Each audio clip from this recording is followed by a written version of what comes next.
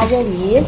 So, wala tayong filter ngayon. Mag-uusap kami ni Miss Durian Girl or Ate Johara Vlog. So, isa siyang binansagang Durian Girl ng Marawi City. Hello! Hi! Nice to meet you, babe. Paano ka nag-start sa pagiging from vlogger to Durian Girl? Bakit ka tinawag na Durian Girl? Baka siguro, dahil nga, yun nga, nag-vlog ako, nagbebenta ng durian, tapos yapang sa ngaoni, sa durian. Wow! Then, Nakaka-inspire. Tsaka na, ang galing pag nakikita mo talagang babae, tapos siya yung nagbibiyak ng durian. Kasi most of kadalasan is mga lalaki yung nag-ano ng ganun, di ba? At saka nagbebenta mga lalaki. Ngayon lang ako nakita ng babae, tapos ilang taon ka na ngayon? 21. 21 pa, batang-bata pa, di ba? So, halain mo yun, dalaga pa. Dalaga pa talaga. Kaka-graduate pa lang.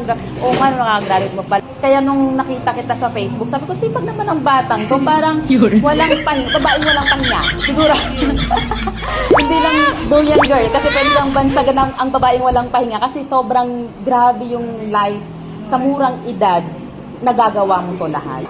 May mga times ba na nakakarinig ka ng mga bad feedback?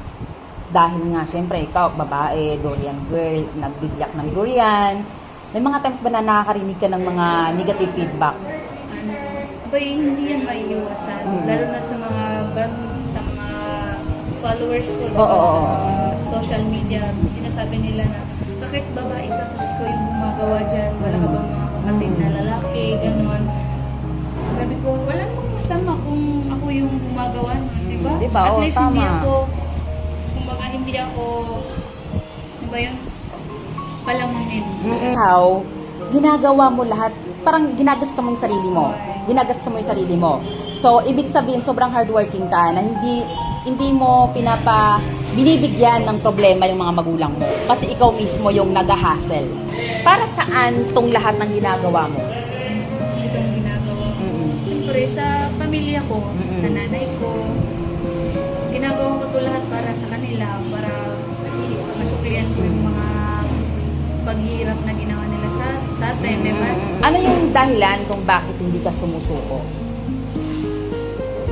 Tsaka ano ba yung pinakagugod mo? Bakit ang sipag-sipag mo? Di ba yung palagi ko sinasabi sa sarili ko na alam yung term na Bisaya nga kuan. Sige, mag-Bisaya tayo. Padayon kay Putreta. Hindi tayo pinanganak na mayaman. Kailangan nating magsikaw. Di ba, magsipag. Kasi nga, wala tayong ibang mapupunta. Kundi yung sarili lang. Kung mababago yung buhay mo, anong klaseng buhay yung gusto mong mangyari sa'yo? Kung mababago yung buhay ko, ano yung gusto ko? For me is, gusto ko, yung ganito lang, walang mababago. Yung gusto ko yung simpleng buhay lang.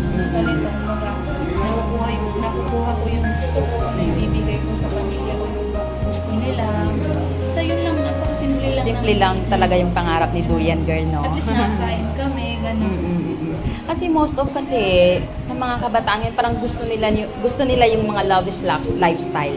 Hindi mo ba naiisip na magkaroon ng lavish lifestyle?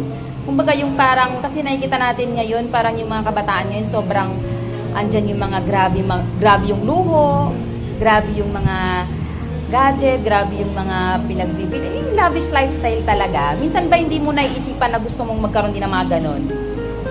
Ako kasi, yun nga, sabi ko sa'yo, walang problema sa akin yung mga kapatid ko, yung pamilya ko. May toko ko kasi na, maliit pa lang ako na, parang sarili kong pera yung ginagamit ko. Simulat nung high school pa na, nag-working student na ako. Kapag, di ba, doon ako sa Bukidnon sa Waong, na kapag December, wala kaming pasok. 1 month, di ba? Pumupunta ako dito sa Marawi, tas nagtitendera ako naman, mga sales lady sa mga damit. Dito na, kada one day na 150, di ba, 200. Dito sa Marawi? Pag umuwi ako na may dala kong, minsan na 5,000, 3,000, tapos gamitin ko yun sa pag-aaral ko.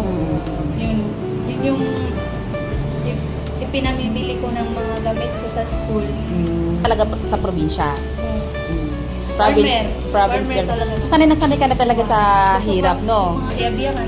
Nang namatay yung father mo. Wala pa yung Way back, anong year yun? 2018. 2018. Diba, wala yung siege. Oo, Marawi Siege. Magkakapatid. Bunso. Ay, ikaw yung bunso. Ika-12 ako. Wow.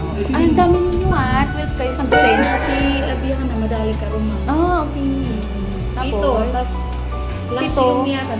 What do you mean pito? Pito yung asawa niya. Pinakalas. Pangpito yung mother mo. Uway. Okay. So, ikaw yung pinakabunso dun sa Nasa pinakamalaki. 50 plus kami. Wow, ang dami. Ang daming anak ng father mo ha. Pero magkakasundo naman kayo. Oo, yung bagyong basyang pala. Victim din kami. Oo, nabiktima din kayo ng bagyong basya. Di ba sa duwati man na tika kami. Ano nangyari?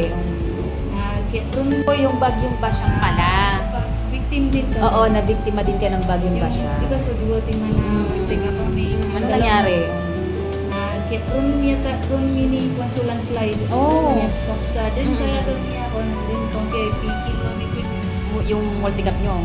Nagito sa diyan din dagangan sa Oo nga no, nakakaano nga yun kasi yun pala yung Kasi nilalagay. daming pagsubok na dumating sa akin. Yung nga, sobrang daming, nga, parang pag nakikita ko sa Facebook, iba-iba yung mga pagsubok na nangyayari sa'yo. Sa Sabihan ka kasama sa mga Tama. Oo. Basta kaya dagal ko natuwad pa natay so di ulit ka dito sa kalasan. Hindi ka dagal ko sa kalasan. Kalasan, saan? Sa email.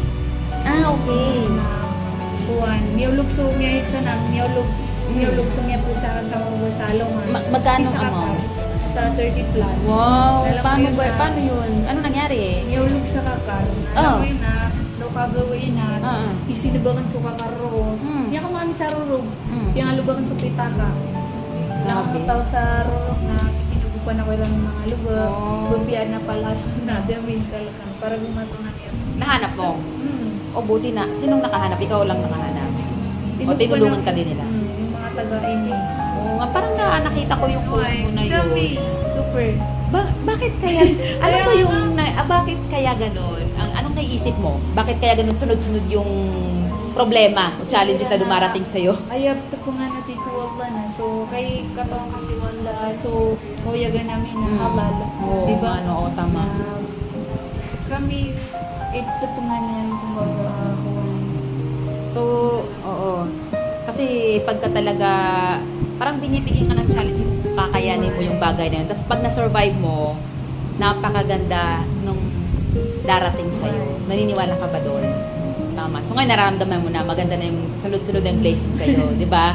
Oh, good thing naman yun kasi ngayon parang positive na ngayon yung mga dumarating sa buhay. Mashallah, alhamdulillah, no? Kasi nagpapatibok ng heart ni Durian Girl. Hello. Abay, marami. Curious kasi, I share.